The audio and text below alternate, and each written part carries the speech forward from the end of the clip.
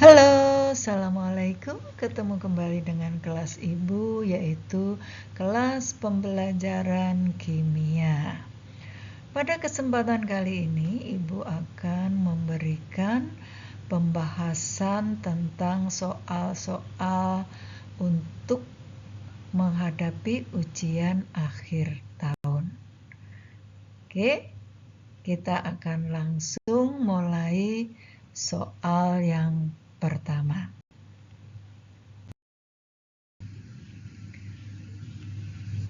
Hukum perbandingan tetap dikemukakan oleh opsi jawabannya ada Lavoisier, John Dalton, Joseph Proust, Gay-Lussac, dan Avogadro. Ingat, ini adalah materi tentang hukum dasar kimia. Lavoisier dikenal dengan hukumnya kekekalan massa, John Dalton dengan hukum perbandingan berganda, kemudian Joseph Proust dengan hukum perbandingan tetap, Gay-Lussac adalah hukum perbandingan volume, dan Avogadro adalah yang berbicara tentang gas pada volume yang sama akan punya jumlah partikel yang sama jika diukur pada suhu dan tekanan yang sama. Jadi jelas di sini opsi jawabannya adalah yang C. Ya. Lanjut ke soal yang kedua. Jika 1 gram H2 bereaksi dengan 8 gram O2 membentuk 9 gram H2O. Ini menunjukkan hukum A. Lavoisier, B. hukum Dalton, C. Proust, D. Gay-Lussac, dan E. Avogadro.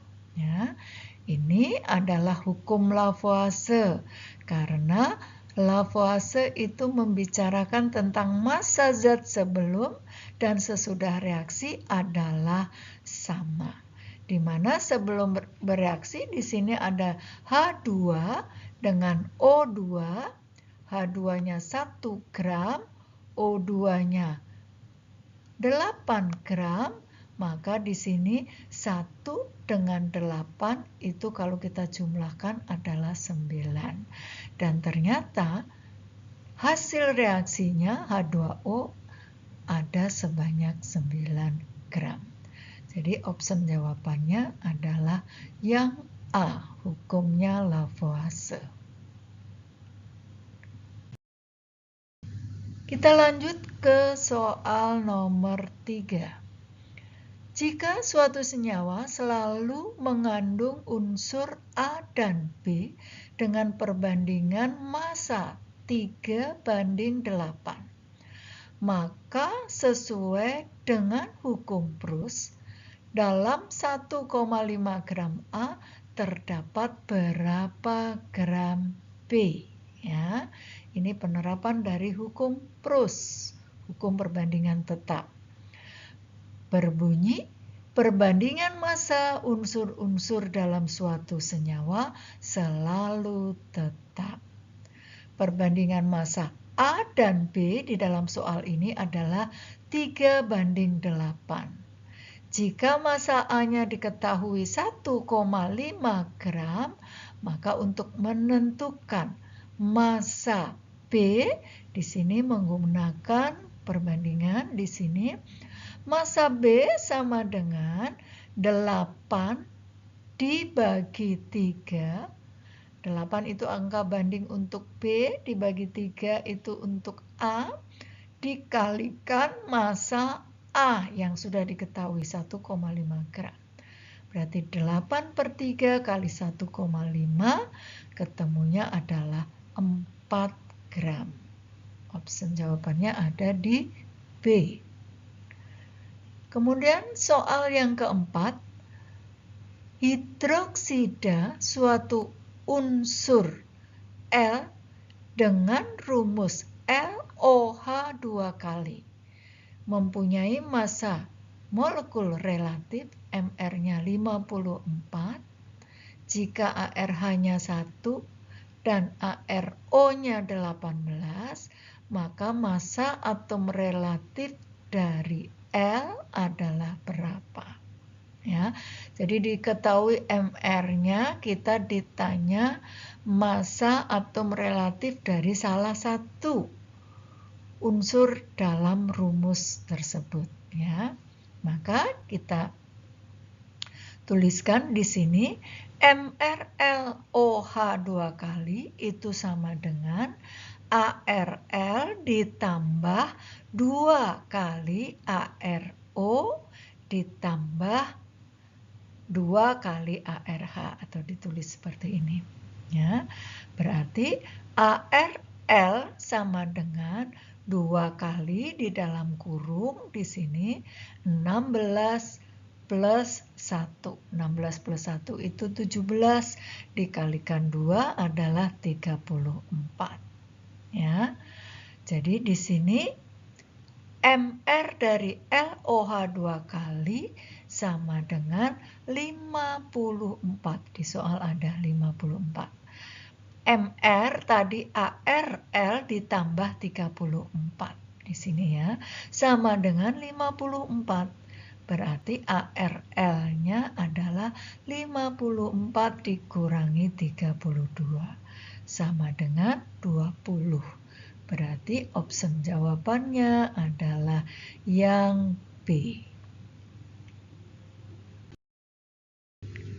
Lanjut kita ke soal nomor 5. Bila dalam larutan betadin dimasukkan vitamin C, maka akan terjadi reaksi antara asam askorbat yang ada di dalam vitamin C dan ion iodin yang ada di dalam betadin. Akibatnya iodin yang terlarut akan hilang dari air dan warna air akan berubah menjadi bening. Ya. Yang tadinya warnanya kecoklatan akan berubah menjadi bening. Peristiwa ini merupakan salah satu contoh reaksi kimia yang ditandai dengan adanya A. Perubahan warna, B. Perubahan wujud, C. Terbentuknya endapan, D. Perubahan suhu, dan E. Terbentuknya gas. Jadi di sini jelas bahwa ciri-ciri reaksi kimia itu ada 4, yaitu perubahan warna, suhu, terbentuk gas, atau terbentuk endapan. Nah, pada soal ini ada perubahan warna yang tadinya warnanya kuning kecoklatan ketika betadin ditambah dengan vitamin C, lama-kelamaan di sini warna kuning kecoklatannya akan hilang atau berubah menjadi bening. Maka opsi jawabannya adalah A, yaitu perubahan warna. Soal ke-6, perhatikan reaksi di bawah ini.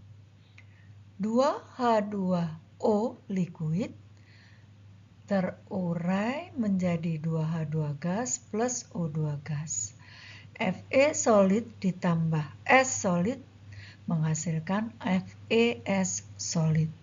Reaksi yang ketiga, Mg solid ditambah H2SO4 larutan akan menghasilkan larutan MgSO4 plus gas H2.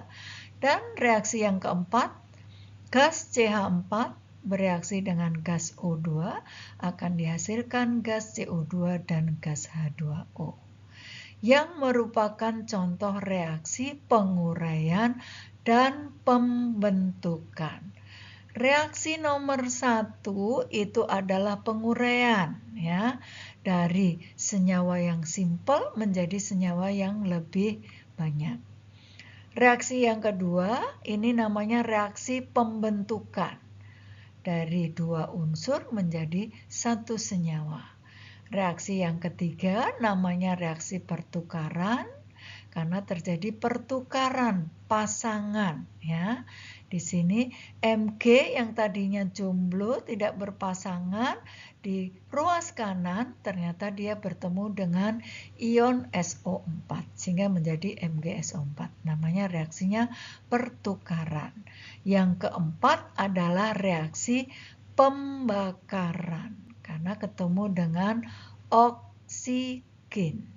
Dihasilkan CO2 dan H2O. Jadi pertanyaannya penguraian dan pembentukan. Berarti ada di option A, 1 dan 2. Lanjut ke soal yang ke-7. Pada persamaan reaksi A, K ditambah B, H2O dihasilkan CKOH plus DH2. Nilai koefisien reaksi setara untuk A, B, C, dan D secara berturut-turut adalah, berarti ini adalah menyetarakan persamaan reaksi. Ya. Reaksi yang setara adalah reaksi di mana jumlah atom-atom di ruas kiri tanda panah, di sebelah kiri tanda panah, harus sama dengan jumlah atom-atom di ruas kanan.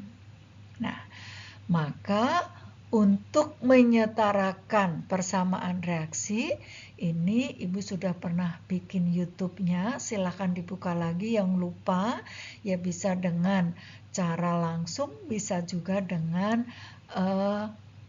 cara matematika, ya silahkan dibuka lagi. Nah, jadi di sini untuk menyelesaikan ini, maka setelah disetarakan, kita harus cari unsur yang paling kompleks biasanya.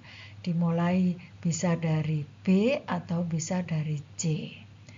Misalkan di sini dari B atau dari C, di sini K, misalnya di sini K, di sini dianggap 1, itu kalau pakai cara matematika dan seterusnya. Silakan dibuka lagi ya. Nah, jadi setelah disetarakan di sini K-nya punya koefisien 2, H2O punya koefisien 2, KOH atau C-nya punya koefisien 2, dan D untuk H2 punya koefisien 1. Nah, ini maka kalau kita cek, K di ruas kiri 2, di ruas kanan juga 2. H di ruas kiri 2 kali 2, 4. Di ruas kanan 2 ini ditambah 1 kali 2, 2, 4. O di ruas kiri 2, di ruas kanan juga 2. Jadi harga A 2, B 2, C 2, dan D 1. Opsi jawabannya ada di B. Lanjut ke soal nomor 8. Suatu senyawa hidrokarbon memiliki rumus empiris CH2. Bila ternyata senyawa tersebut memiliki massa molekul relatif 56, rumus molekulnya yang mana? CH, CH2, C2H4, C2H6, atau C2H6. Oh, D-nya C2H8. Oke, kita perhatikan. Massa molar dari rumus empiris CH2 sama dengan 12 kali C, karena jumlah AR dari C itu adalah 12. 12 itu untuk C ditambah 2 kali 1. 1 itu untuk ARH. Jadi ya, ini untuk menghitung MR dari CH2. C-nya 1 berarti 12, H-nya ada 2 berarti 2 kali 1, maka 12 ditambah 2, 14. MR senyawanya itu 58. MR dari senyawa yang kita cari rumus molekulnya. Berarti N-nya kita cari dulu, yaitu dengan rumus MR senyawa dibagi dengan MR rumus empirisnya. Berarti 56 dibagi 14, ketemu 4. Berarti rumus molekulnya CH2 di dalam kurung sebanyak N. N-nya 4. Berarti C dikalikan 4, berarti C4. hanya ada 2 dikali 4 berarti 8. C4, H8. Optionnya ada di D. Kita lanjut ke soal yang ke-9. Suatu senyawa tersusun dari 52% karbon, 30% hidrogen, dan sisanya oksigen. Rumus empiris senyawa itu adalah A CHO, B CH2O, C CH2H6O, D C2H4O2, dan E C3H4O2. Jadi sekarang yang dicari rumus empirisnya. Kalau tadi yang diketahui rumus empirisnya. Oke, di sini ada beberapa langkah. Langkah yang pertama, menghitung persentase oksigen. Karena di sini belum ada, kita hitung karena di sini sisanya oksigen. Berarti persentase oksigen adalah 100% dikurangi 52% karbon dikurangi 30% hidrogen. Berarti oksigennya adalah 35%. Kemudian langkah kedua, hitung perbandingan mol dari CH dan O. Misalkan massa senyawa itu 100 gram. Maka massa C-nya adalah 52 gram. Massa H-nya adalah 13 gram. Dari mana ini? Di sini sudah ada 13%, berarti 13 per 100 dikalikan 100. Karena kita misalkan massa senyawanya 100. Berarti 13 gram. Sama juga di sini C-nya 52 gram. Cara menghitungnya seperti itu. Berarti O-nya juga 32 gram. Maka kita bisa menghitung mol masing-masing. Mol C berarti massa per AR. 52 gram dibagi 12 gram per mol. Ketemu 4,33 mol. Mol dari H juga bisa kita hitung 13 gram per. H itu AR-nya di sini ada 1 gram per mol. Berarti tetap harganya 13. Kemudian mol O berarti 35 gram dibagi 16. Ketemu 2,19 mol. Langkah ketiga, tentukan perbandingan molnya C, H, dan O. Angka bandingnya 4,33 banding 13 banding 2,19. Ini kalau kita sederhanakan dan kita bulatkan menjadi 2 banding 6 banding 1. Ya, dibagi dengan 2,19. Ya, ini ketemunya 2 banding 6 banding 1. Berarti rumus empirisnya C-nya 2, H-nya 6, O-nya 1. Jawabannya ada di C. Soal nomor 10. Berapa mol yang terdapat dalam 44 gram gas CO2 jika MrCO2-nya 44 gram per mol? Ya. Maka di sini kita menghitung mol dengan rumus massa per mR. Ya, kebetulan masanya di soalnya sudah ada. Gramnya 44. Jadi tinggal dimasukkan angkanya 44 gram, MR-nya juga sudah ada 44. 44 dibagi 44 berarti hasilnya adalah 1 mol. Opsi jawabannya ada di B. Nih. Kita lanjut ke soal ke-11. Volume 2 mol gas O2 pada kondisi STP, standar temperatur dan tekanan adalah berapa liter di sini? Kita lihat, kita ingat jembatan mol, karena yang ditanya volume pada STP, kita menggunakan rumus mol dikalikan 22,4 liter per mol. Ingat, pada kondisi STP, 1 mol zat punya volume sebanyak 22,4 liter.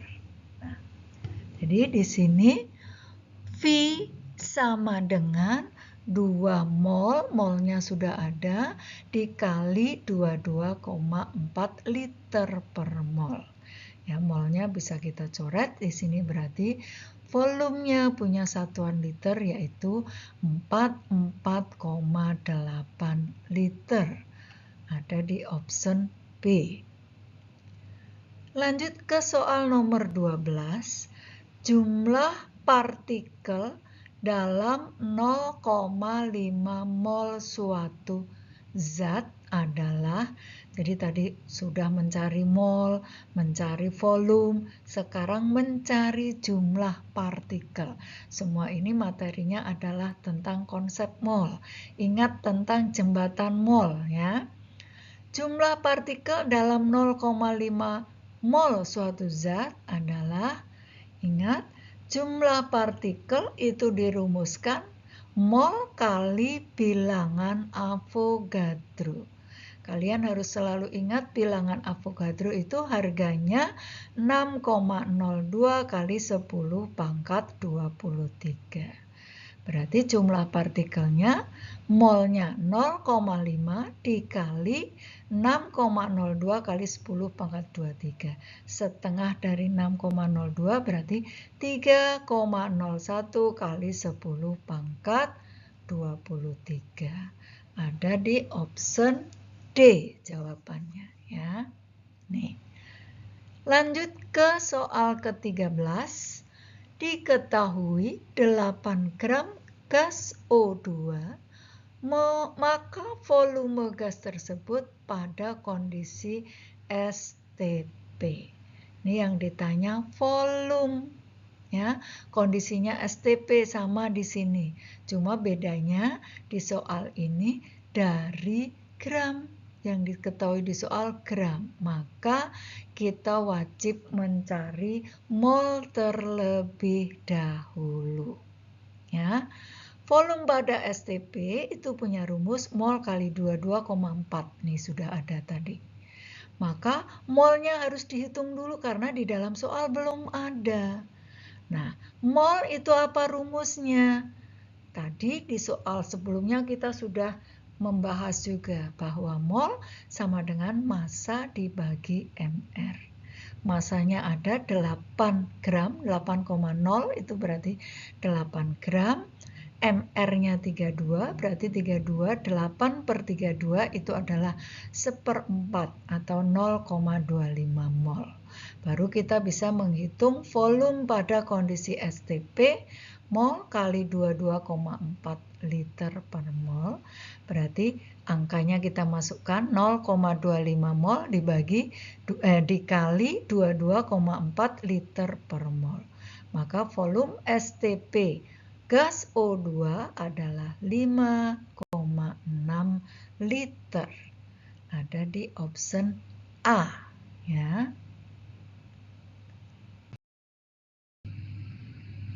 Lanjut kita ke soal nomor 14. Senyawa karbon dioksida CO2 sebanyak 4,4 liter pada kondisi STP standar, jumlah masanya titik-titik. Kita menghitung gram massa. MR-nya sudah ada. 1 mol pada kondisi STP di sini ditulis 22,4. Nah, maka di sini yang harus dilakukan adalah menghitung mol terlebih dahulu. Massa itu rumusnya mol kali mR. Di soal molnya belum ada, yang diketahui volume STP. Berarti molnya kita cari dengan rumus volume dibagi 22,4 liter per mol. Mol sama dengan volumenya di soal diketahui 4,48 liter dibagi 22,4 liter per mol. Liternya bisa kita coret, makanya satuannya tinggal mol. Berarti di sini molnya sama dengan 0,2. Baru kita bisa menghitung massa, yaitu mol kali mR. Massanya 0,2, mR-nya di soal ada 44. Berarti massanya 8,8 gram. Option jawabannya ada di C. Lanjut soal nomor 15. Sebuah sampel gas oksigen O2 memiliki volume 11,2 liter pada kondisi STP. Berapa jumlah partikelnya? Ditanya jumlah partikelnya. Oke. Jumlah partikel tadi dirumuskan mol kali bilangan Avogadro. Nah, di soal ini lagi-lagi molnya belum ada karena yang diketahui volume. Maka molnya harus dicari. Molnya dihitung dulu, volume dibagi 22,4 seperti di soal nomor 14 juga tadi. 11,2 liter dibagi 22,4 liter per mol, ketemunya molnya 0,5. Baru kita mencari jumlah partikel.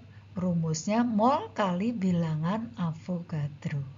Molnya 0,5, bilangan Avogadro itu 6,02 kali 10 pangkat 23. Berarti 3,01 kali 10 pangkat 23. Jawabannya ada di D.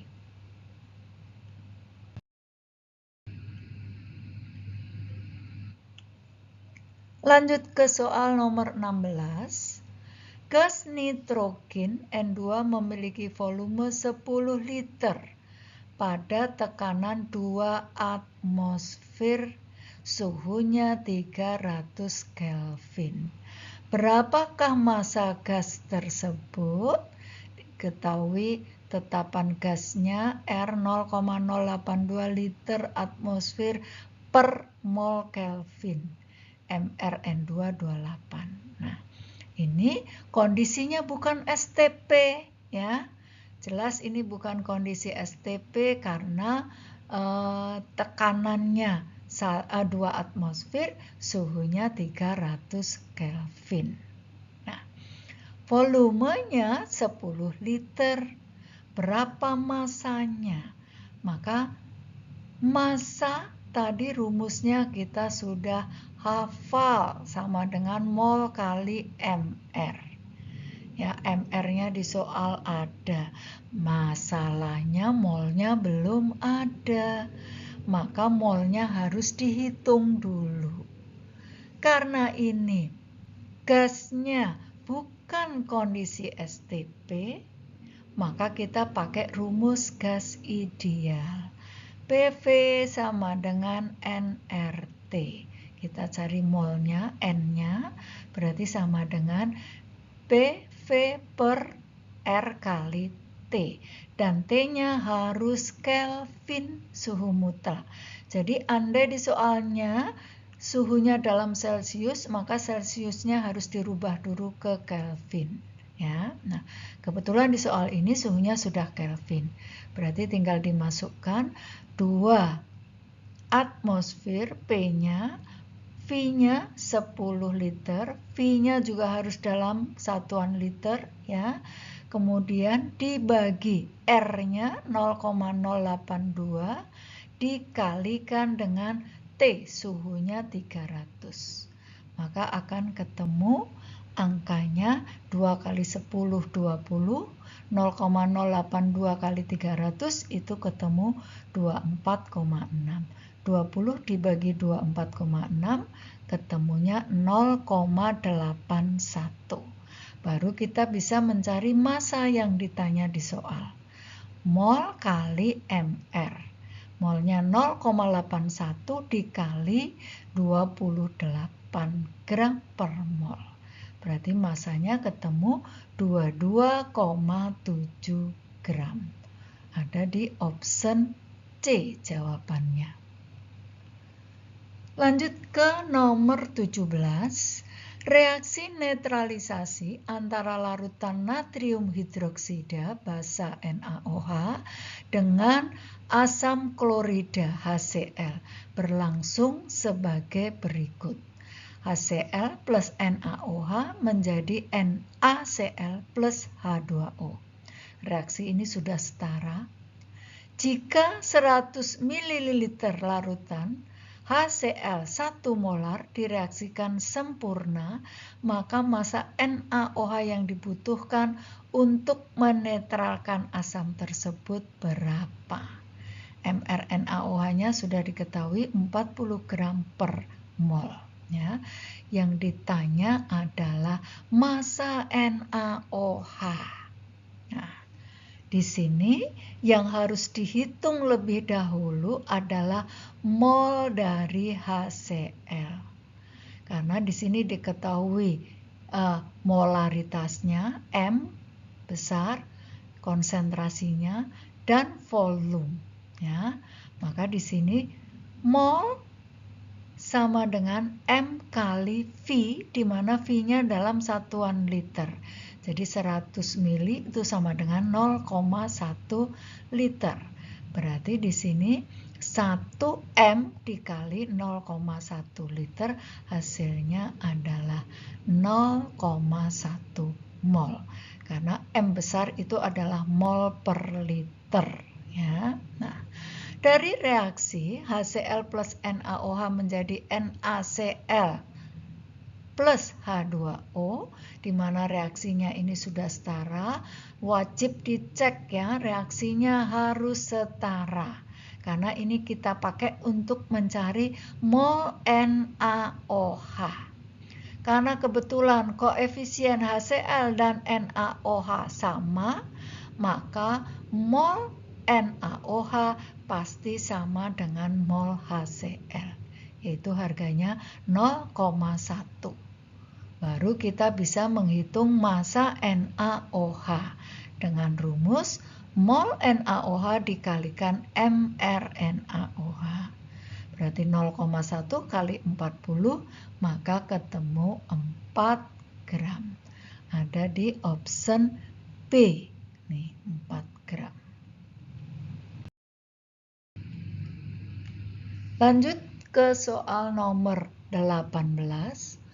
Volume gas dari CO2 pada kondisi STP yang dapat terbentuk dari pembakaran sempurna 6 gram C2H6 berdasarkan reaksi 2C2H6 plus 7O2 dihasilkan 4CO2 plus 6H2O adalah titik-titik.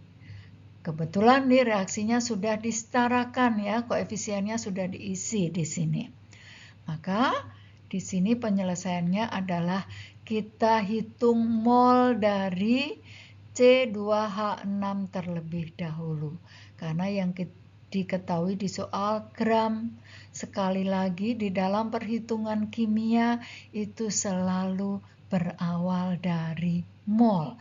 Maka kalau molnya nggak ada, molnya harus dicari dulu. Ya. Nah, mol C2H6 rumusnya massa dibagi mR. Massanya ada 6 gram dibagi mR-nya 30. Berarti 0,2 mol. Ya. 6/30. Kemudian di sini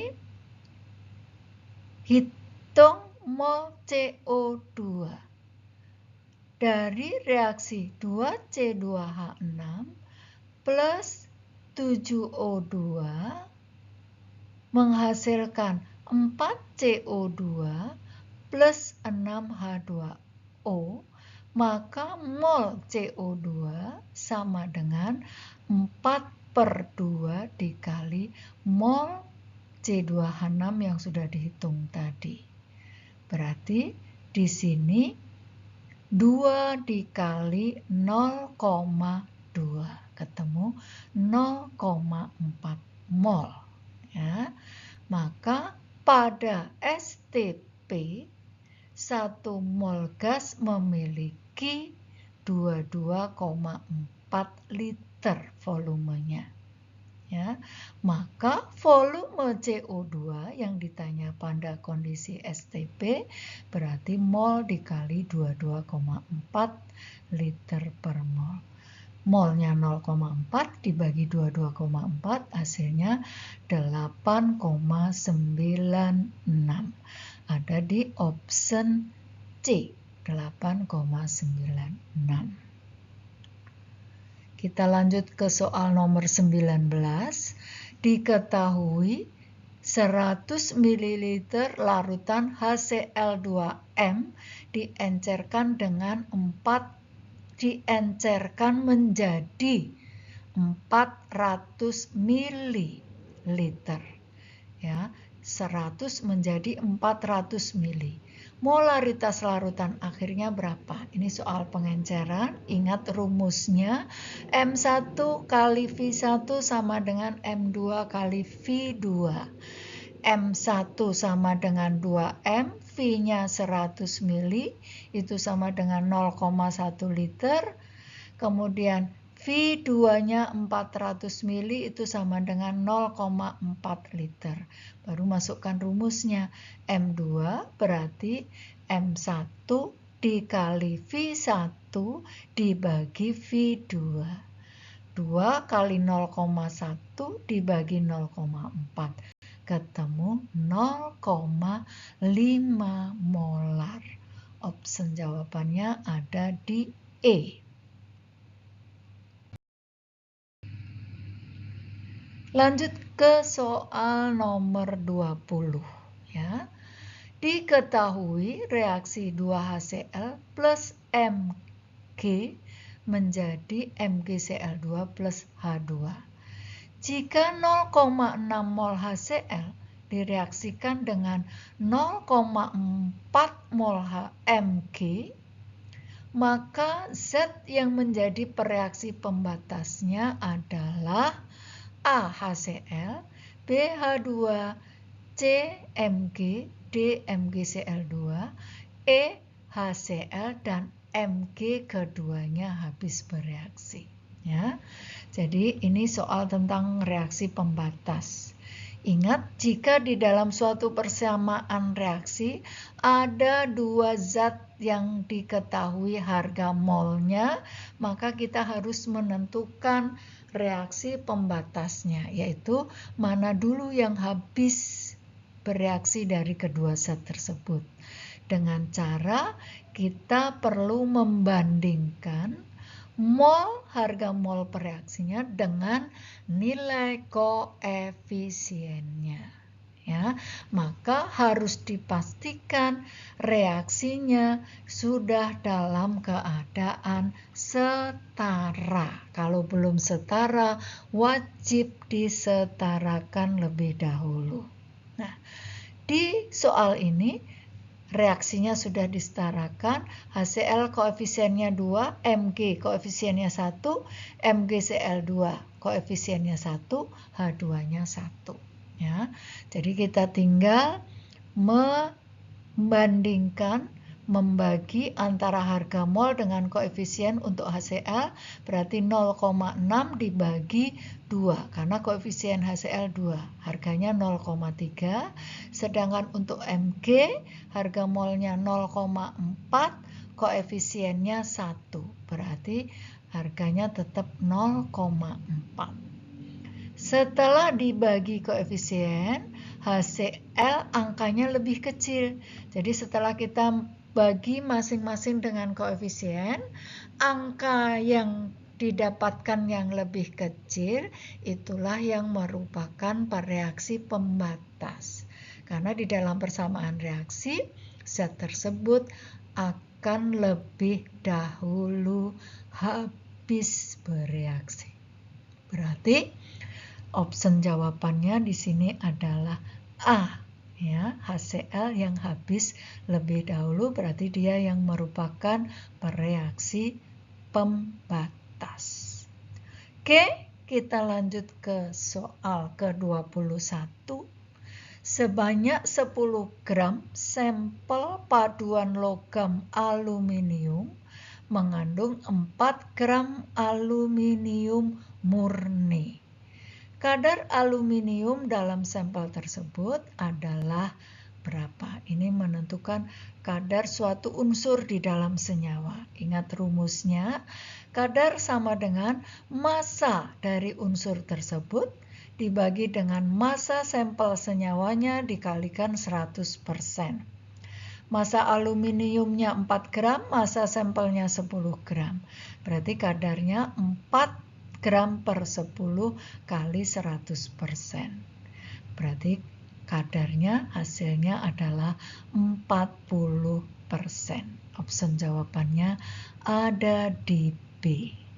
Demikian tadi pembahasan dari 21 soal yang mewakili dari materi penyetaraan reaksi kimia, ciri-ciri reaksi kimia, macam-macam reaksi kimia, kemudian hukum dasar dan konsep mol serta penerapannya di dalam perhitungan kimia atau stoikiometri. Mudah-mudahan bisa membantu kalian di dalam belajar untuk persiapan ujian akhir tahun atau ujian semester di semester kedua ini. Terima kasih. Assalamualaikum. Sampai ketemu di video pembelajaran berikutnya.